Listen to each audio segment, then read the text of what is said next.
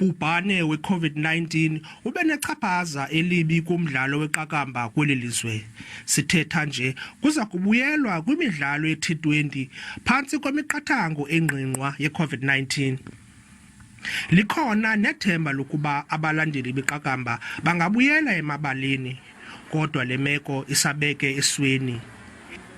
Elibala leqakamba iSt George's liza kusingatha imidlalo emibini ngemini de letumente iT20 iphele. It's a big entrustment to us.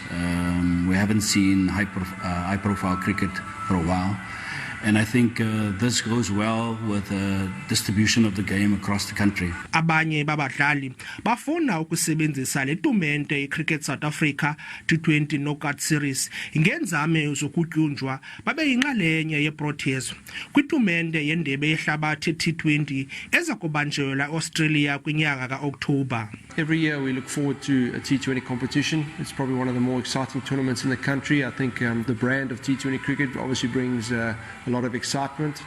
I think it's obviously a massive bonus for us as well, the fact that we're going to be playing at our home ground in St George's. Iqela leMpuma Koloni iWarriors lizakudlala umdlalo walo wokuqala neTitans.